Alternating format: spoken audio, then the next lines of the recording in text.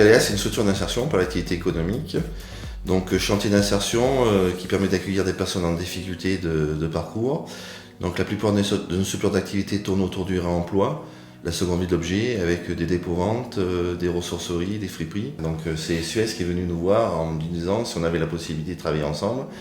Suez, dans le marché qu'ils ont obtenu, c'était comment on peut solliciter de l'insertion pour faire la distribution des kits biodéchets.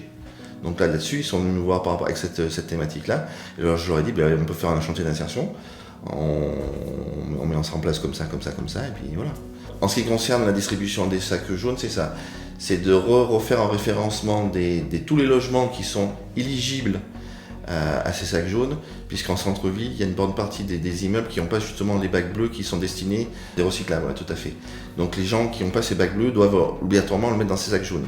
Donc l'objectif de ce petit chantier, c'est de référencer justement tous ces logements qui sont susceptibles de bénéficier et qui sont bénéficiaires normalement de ces sacs jaunes, et de relancer une dynamique en mettant dans la boîte aux lettres ces sacs jaunes et en informant qu'il faut bien qu'ils utilisent aussi ces sacs jaunes en termes de tri au niveau de la population.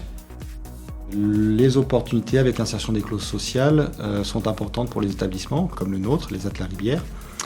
C'est être au bon endroit en étant acteur bien sûr des opportunités.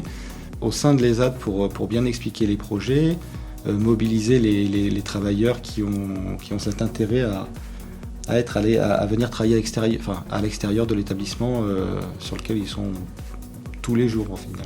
Quelle que soit la modalité, il y a toujours la personne au centre du dispositif. Le travailleur des ESAT est la raison de notre action.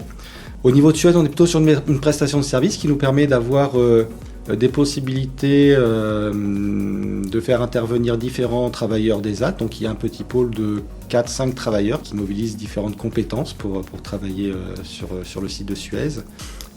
Et donc voilà, il y a Franck, il y a Elina, il y a Ikram. Voilà, les travailleurs qui sont volontaires pour venir. Et Ramdan. Et Ramdan, travailleur volontaire pour ce projet. On commence à faire toutes les poubelles. Et après, on attaque par exemple le bureau, c'est-à-dire on passe la tête de loup, on fait les poussières. Soit on aspire, soit on passe le balayage humide, tout dépend comment c'est. Et après on passe la serpillière, voilà. L'objectif aussi du chantier d'insertion, c'est de faire naître aussi des vocations. Vous avez l'activité technique, donc là c'est la distribution, mais à côté de ça, vous êtes toujours accompagné par un conseiller en insertion professionnelle, salarié de la structure Aléas, qui travaille avec la personne, son projet professionnel. Parce que l'objectif des personnes que l'on accueille dans ce dispositif d'insertion, c'est de les envoyer vers le secteur marchandi classique. Voilà. Ce que j'apprends, c'est aux ESAT, j'apprends à mettre les produits entretien locaux sur les étagères, et plus tard je vais apprendre à faire les plannings.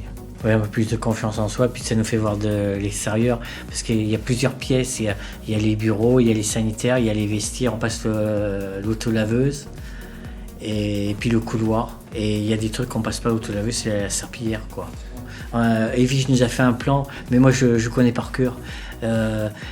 C'est quelles pièces on a à faire par exemple le lundi, le mardi et le jeudi. Bien évidemment, ces clauses sociales incitent et facilitent l'inclusion des personnes en situation de handicap dans les structures. Ça casse aussi l'image des travailleurs en situation de handicap, des gens compétents, très méticuleux, très sérieux, très souriants comme Franck. Cette incitation, elle aide, mais elle aide dans le bon sens. Les travailleurs des ESAT, mais aussi les collaborateurs de Suez, qui ont un regard différent sur le monde du handicap. En plus, notre structure Aléas, comme elle travaille déjà au sein de réemploi, on est vraiment sur tout ce qui est les nouveaux métiers qui vont émerger. Donc le recyclage, le réemploi, l'éco-animation, la sensibilisation, tous ces métiers-là, c'est des nouveaux métiers qui vont permettre justement de réduire aussi les déchets. L'objectif, c'est de réduire les déchets.